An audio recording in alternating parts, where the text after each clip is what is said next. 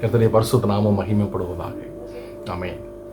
இந்த நாளிலே அடிமைத்தனத்திலிருந்து விடுதலை, ஒடுக்கப்பட்டவர்களுடன் பயணிக்கும் ஆண்டவர்.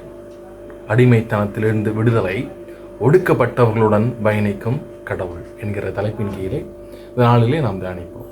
ஜெபத்தோடு கூட இந்த செய்தியை நாம் ஆரம்பிப்போம். கிருபையுள்ள நல்ல தகப்பனே, நீர் கொடுத்த அந்த நேரத்திற்காக நன்றி செலுத்துகிறோம். கர்த்தாவே, எங்களை ஒடுக்கிய, எங்களை அடிமைத்தனத்திலிருந்து ஆண்டவரே எடுத்த ஆண்டவரே அநேகருக்காக நாங்கள் நன்றி செலுத்துகிறோம். கர்த்தாவே, நீயும் கூட தகப்பனே எங்களை பாவ அடிமையிலிருந்து உடைய ரத்தத்தை கொண்டு சிந்தி எங்களை சம்பாதித்து ஆண்டவரே உயர்த்தி இருக்கிறீர், நன்றி செலுத்துகிறோம். இந்த செய்தியை எங்களுக்கு ஆக்கப்பூர்வமாக ஆண்டவரே உணர்வுபூர்வமாக நாங்கள் உணர்ந்து கொள்ள, எங்கள் வாழ்க்கையில் பயன்படுத்த, நாங்கள் யாரையும் அடிமைகளாக ஆக்காதபடிக்கு எங்களுக்கு கிருபை தாரும், பிரயோஜனமாய் மாற்றித்தாரும். இதில் உள்ள சத்தியங்களை, புதையல்களை கொள்ளை பொருளாக எங்களுக்கு கற்றுத்தாரும். இயேசுவின் மூலம் ஜெபிக்கிறோம் நல்ல பிதாவே, ஆமென். அல்லேலூயா. ஆமென். கர்த்தர் நல்லவர், அவர் கிருபை என்றும் உள்ளது. விடுதலையின் ஆண்டவர் நமக்கு விடுதலையை தருகிறார். தேவன் அடிமைத்தனத்தை பார்த்து அமைதியாக இருப்பவர் அல்ல. அவர் ஒருபோதும் அடிமைத்தனத்தை பார்த்து அடிமையாக இருக்கிறவர் அல்ல என்று பலமுறை நாம் வேதத்தில் நாம் வாசித்திருக்கிறோம். ஒடுக்கப்பட்டவர்களுடன் இறங்கி அவருடன் பயணித்து அவர்களுக்கு விடுதலையை கொடுக்கிறார். மீண்டும் நாம் அடிமைத்தனத்தின் ஆவியை பெறாமல் அப்பா பிதாவே என்று கூப்பிட பண்ணுகிற புத்திர சுவிகாரத்தின் ஆவியை நாம் பெற்று இருக்கிறோம். யார் மூலயமாய் பெற்று இருக்கிறோம்? நம் ஆண்டவராய் இயேசு கிறிஸ்து மூலமாய் பெற்று இருக்கிறோம். உபாகமம் 26ஆம் அதிகாரம் 7ஆம் வசனம் முதல் 8ஆம் வசனம் வரை வாசித்தோமானால், அங்கே இஸ்ரவேலர் எகிப்தில் அடிமைகளாக இருந்தார்கள். அவர்கள் அழுதார்கள், கூப்பிட்டார்கள், கூக்குரலிட்டார்கள். தேவன் அவர்களுடைய குரலை கேட்டார். கண்ணீரோடு கூட அடிமையின் வாழ்க்கை, சரியான உணவு இல்லை, சரியான தூக்கம் இல்லை, பிள்ளைகளை சரியான முறையில் வளர்க்க முடியாதபடிக்கு அடிமையாக இருந்தார்கள். அவர்களும் அவருடைய பெற்றோரும் பிள்ளைகளும் அடிமைகளாக இருந்தார்கள். ஆனால் கர்த்தர் சொல்கிறார், நாங்கள் கர்த்தரை நோக்கி கூப்பிட்டோம், அவர் எங்கள் உபத்திரவத்தையும் எங்கள் பிரயாசத்தையும் எங்கள் ஒடுக்கத்தையும் கண்டார் என்று விசுவாசமாய் சொல்லி அவர்களுக்கு என்ன கிடைத்தது? விடுதலை கிடைத்தது. முதலாவதாக நான் எடுத்துக்கொண்ட தலைப்பு, தேவன் நம் வழியை மறக்கிறவர் அல்ல. தேவன் நம் வழியை மறக்கிறவர் அல்ல. மனிதர்கள் நம் வழியை ஒருவேளை மறக்கலாம், பார்க்காமல் இருக்கலாம். ஆனால் தேவன் நம் கண்ணீரை காண்கிற தெய்வம், அவர் கவனிக்கிற தெய்வமாய் இருக்கிறார். அடிமைத்தனம் என்பது சங்கிலி மட்டுமல்ல, அது பயத்தின் அடிமைத்தனம், மனிதர்களின் அடிமைத்தனம், ஒரு மனிதர்களின் கட்டுப்பாட்டில் இருப்பது ஒரு அடிமைத்தனம், பாவ அடிமைத்தனம், தாழ்வு மனப்பான்மை நமக்குள் இருந்தால் அதுவும் ஒரு அடிமைத்தனம், சமூக ஒடுக்குமுறை அதுவும் ஒரு அடிமைத்தனமாய் இருக்கிறது. தேவன் நம்மை பார்த்து அங்கேயே இரு என்று சொல்லவில்லை. விடுதலைக்காக நான் உன்னுடன் இருக்கிறேன் என்று சொல்லுகிறார். அடிமைத்தனத்திலே இரு என்று சொல்லவில்லை தேவன். விடுதலைக்காக உன்னோடு கூட நான் இருக்கிறேன் என்று சொல்லி மோசையோடு கூட இருந்து, யோசுவாவோடு கூட இருந்து அந்த இஸ்ரவேல் ஜனங்களை அடிமைத்தனமாகி எகிப்திலிருந்து எடுத்து அநேக அற்புதங்களாலும் அடையாளங்களாலும் கானானுக்கு, விடுதலை எனும் கானானுக்கு அவர் கொண்டு சென்றார். விடுதலையை தருகிற தெய்வம். விடுதலையை அனுபவிக்கிற ஒவ்வொருவரும் அவரை இன்னும் அதிகமாய் துதிக்க நாம் கடமைப்பட்டவர்களாய் நாம் இருக்க வேண்டும். விடுதலை நாயகன் வெற்றியை தருகிறார், நமக்குள்ளே இருக்கிறார், என்னே ஆனந்தம். விடுதலை நாயகன் நமக்குள் இருக்கிறார். முதலாவதாக நாங்கள் கொண்டு எடுத்துக்கொண்ட தலைப்பு என்னது? தேவன் நம் வழியை மறக்காதவர்.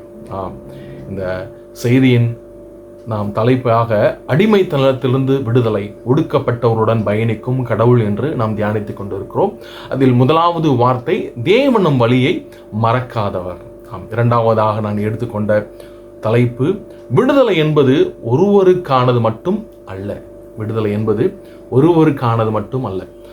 பிலேமோன்ல 10 முதல் 18ஆம் வசனம் வரை நாம் வாசித்தோமானால், ஒனேசிமு ஒரு அடிமையை, ஆனால் அவனை பவுல் வெறும் அடிமையாக பார்க்கவில்லை, ஒரு சகோதரனாக பார்க்கிறார்.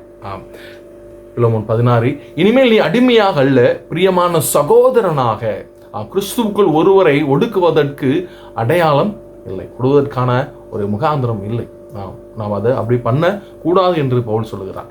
சகோதரனாக ஏற்றுக்கொண்டு கிருபையாக நம்மை ரட்சித்த கடவுள் எப்படி நம்மை பாவங்களை மன்னித்தாரோ, அடிமைத்தனத்தில் மீட்டாரோ, நாமும் மற்றவர்களை எப்படி இருக்கணும், எப்படி படுத்தணுமா, சகோதரனாக சகோதரியாக, உடன் வேலையாட்களையும் நம்ம கீழே வேலை பார்ப்பவர்களையும் எப்படி நடத்த வேண்டும் என்று பவுல் நமக்கு கற்றுக் கொடுக்கிறார்.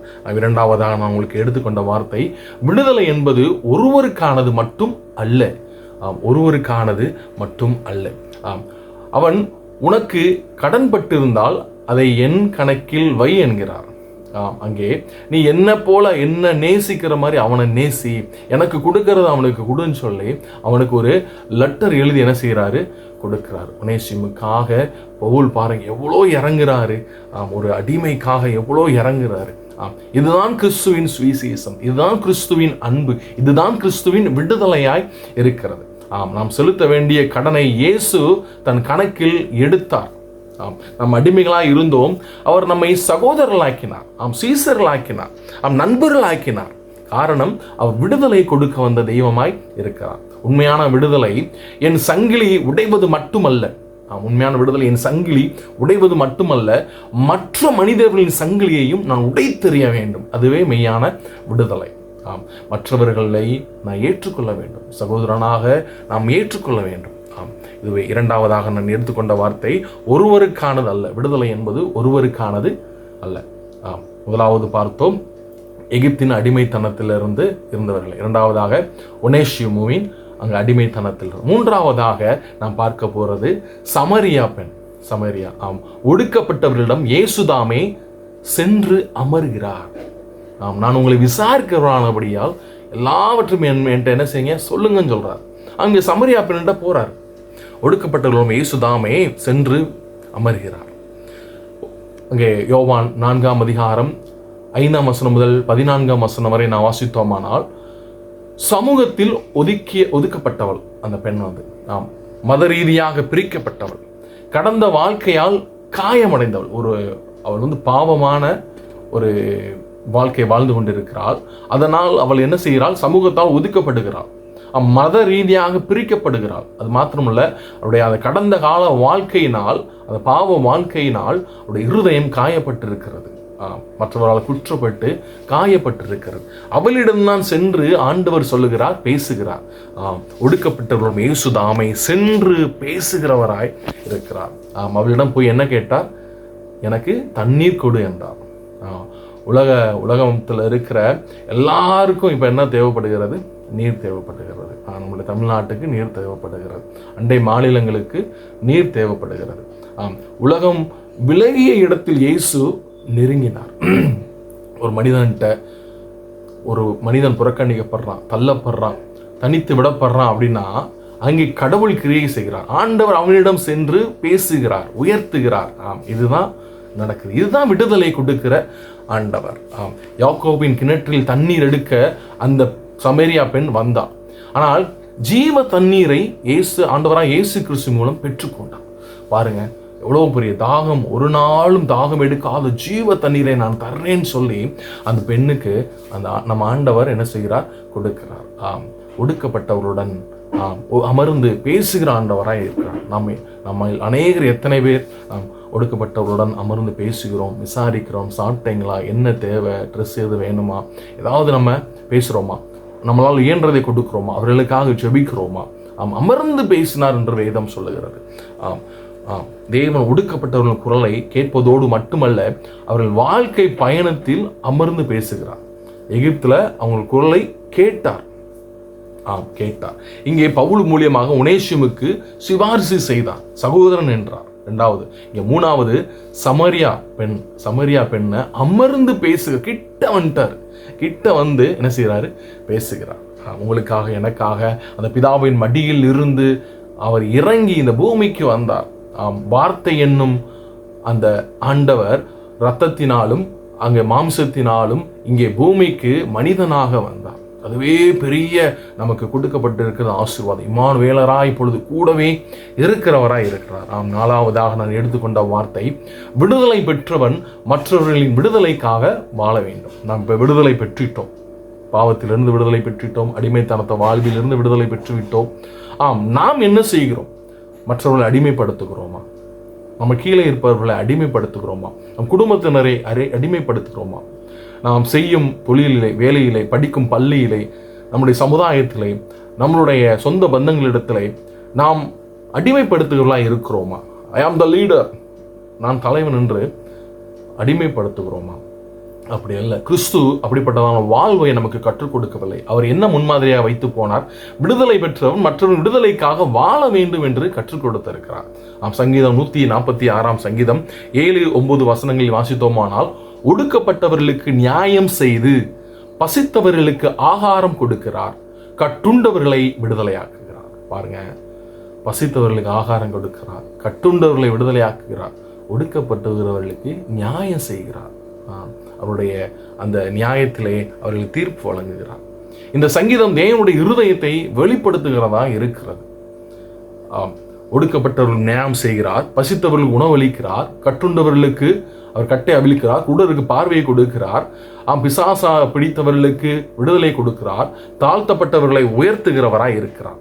நாம் யாரை வணங்குகிறோம்? நாம் யாரை ஆராதிக்கிறோம்? நாம் யாரை வழிபடுகிறோம்? நாம் யாரிடம் வேண்டுகிறோம்? விடுதலை கொடுக்க வல்லமை உள்ளவரிடம் வேண்டுகிறோம், விடுதலை கொடுப்பவரிடம் வேண்டுகிறோம்.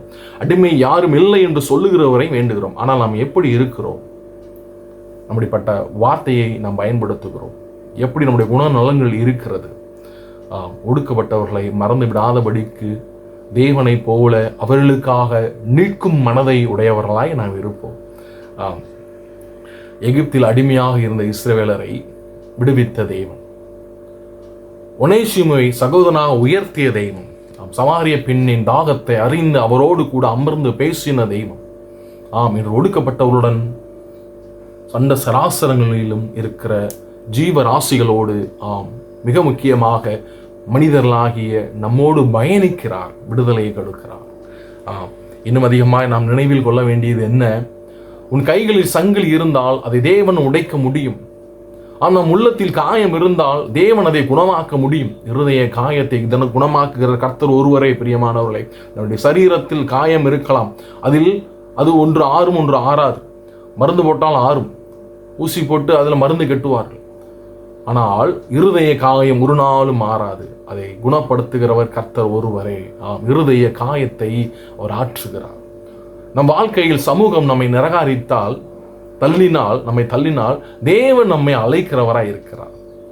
நம்மளை ஒருத்தவங்க தள்ளுறாங்களா? தள்ளட்டும், கடவுள் நம்ம கூட வந்துருவாரு. பாருங்க, இந்த சமாரிய பெண் வாழ்க்கையில் அப்படிதான் நடந்தது.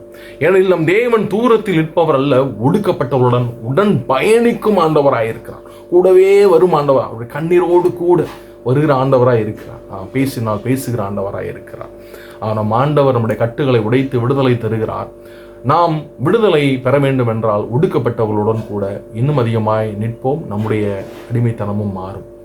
நம் கரங்களை கூப்பி கர்த்தரை நோக்கி பார்த்து அந்த விடுதலை தந்த நம் ஆண்டவரை இன்னும் அதிகமாய் நினைத்து துதிப்போம். கர்த்தர் நல்லவர், அவர் கிருபை என்று. முதலாவதாக நம்ம இந்த நாளிலே இந்த செய்தியின் ஒரு பெரிய தலைப்பாக அடிமைத்தனத்திலிருந்து விடுதலை, ஒடுக்கப்பட்டவர்களுடன் பயணிக்கும் கடவுள் என்கிற அந்த தலைப்பின் கீழ் நாம் தியானிக்கிறோம். அதற்குள்ளாக 4 தலைப்பாக நாம் இந்த செய்தியை பார்த்தோம். முதலாவது தலைப்பு, தேவன் நம் வழியை மறக்காதவர். உபாகமத்திலே நாம் பார்த்தோம் எகிப்தின் அடிமைத்தனத்தில் இருந்த இஸ்ரவேல் ஜனங்களை. இரண்டாவதாக, விடுதலை என்பது ஒருவருக்கானது மட்டும் அல்ல. பிலமோனிலே நாம் பார்த்தோம். ஒனேசிமுக்காக அங்கே பவுல் அங்கே பேசுகிறதை, கடிதம் எழுதுகிறதை நாம் அங்கே பார்த்தோம். மூன்றாவதாக, ஒடுக்கப்பட்டவர்களிடம் இயேசு தாமே சென்று அமர்ந்து பேசுகிறார். சமாரிய பெண்ணை குறித்து நாம் பார்த்தோம். நான்காவதாக, விடுதலை பெற்றவன் மற்றவர்களின் விடுதலைக்காக அவன் என்ன செய்வான்? பயன்படுவான், அவன் வாழ்வான். சங்கீதம் 146 நாம் பார்த்தோம். ஏனெனில் நம் ஆண்டவர் விடுதலை தருகிற ஆண்டவர். பிசாசா இருக்கட்டும், நோயா இருக்கட்டும், பலவீனமா இருக்கட்டும், கடனா இருக்கட்டும், ஏதோ ஒரு பிரச்சனையா இருக்கட்டும், அப்படிப்பட்ட மனிதர்களை தேடி சென்று அவர்களுக்காக பேசி உதவி ஜெபித்து அவர்களுக்கு ஆறுதலான வார்த்தைகளை கூறினால் நீங்களும் நானுமே கடவுளின் பிள்ளைகள், விடுதலையை கொடுக்கிறவரின் பிள்ளைகள். நமக்கு விடுதலை கொடுத்தவரின் உண்மையான பிள்ளைகள் நாம் மாத்திரமே. மாயமாலமாயிராமல், உலகத்திற்கு ஒத்த வேஷம் தெரியாமல் கிறிஸ்துவின் சாயலை நாம் போர்த்து கொண்டு இருக்கிறோம். கிறிஸ்துவின் உண்மையான திட்டங்களை, அவருடைய சுத்தங்களை, விடுதலையை இன்னும் அதிகமாய் நம்மை சார்ந்தவர்களுக்கும் நம்மோடு கூட பயணிக்கிறவர்களுக்கும் இன்னும் அதிகமாய் சமூகத்துக்கும் கொடுப்போம். கர்த்தர் நல்லவர், அவர் விடுதலை கொடுக்க வல்லமை உள்ளவராயிருக்கிறார். God bless you all. ஆமேன். கிருபையுள்ளவரை நன்றியோடு துதிக்கிறோம், சோத்தரிக்கிறோம். நீர் கொடுத்த உடைய வார்த்தைக்காக நாங்கள் நன்றி செலுத்துகிறோம் அப்பா. இன்னும் அதிகமாக இந்த வார்த்தையானது 30, 60, 100 பயனெடுக்க உதவி செய்யும். மெய்யாகவே இந்த வார்த்தையை கேட்கிற உங்களுடைய பிள்ளைகளுடைய வாழ்க்கையில் ஆசீர்வாதம் கடந்து வரட்டும். பிள்ளைகள் படிக்கிற படிப்பு, வேலை, ஆண்டவரே தொழில், ஆண்டவரே பிள்ளைகளின் இல்லங்கள், ஆண்டவரே எல்லாவற்றும் கர்த்தர் ஒப்புக் கொடுக்கிறேன். கர்த்தர் ஆசீர்வதிங்க. பிள்ளைகள் வைத்திருக்கிற வாகனங்களை ஒப்புக் கொடுக்கிறோம் கர்த்தாவே. தொழில் இடங்களில் ஒப்புக் கொடுக்கிறோம் ஆண்டவர். இந்த வார்த்தையை கேட்டு ஜெபிக்கிற ஒவ்வொருவருக்காகவும் நன்றி செலுத்தி ஜெபிக்கிறோம். அவர்கள் இருக்கிற எல்லா குறைகளும் நிறைவாக்குவீராக. மனிதன் முகத்தை பார்ப்பான், கர்த்தரோ இருதயத்தை பார்க்கிறவராய் இருக்கிறீர். இன்னது தேவை என்று கர்த்தர் அறிந்திருக்கிறீர். ஏற்ற நாளிலே, நேரத்திலே, காலத்திலே அப்படிப்பட்டதான எல்லா விதமான விண்ணப்பத்தையும் கேட்டு பிள்ளைகளுக்கு அற்புதம், அதிசயத்தையும் செய்ய வேண்டுமா நாங்கள் ஜெபிக்கிறோம். கர்த்தர் ஆசீர்வதிங்க, பலப்படுத்துங்க. இயேசுவின் மூலம் ஜெபிக்கிறோம் நல்ல பிதாவே, ஆமென். என் ஆத்துமாவே கர்த்தரை ஸ்தோத்திரி, என் முழு நாமத்தை ஸ்தோத்திரி. என் ஆத்துமாவே கர்த்தரை ஸ்தோத்திரி, கர்த்தர் செய்த சகல உபகாரங்களையும் மறவாதே. ஆமென்.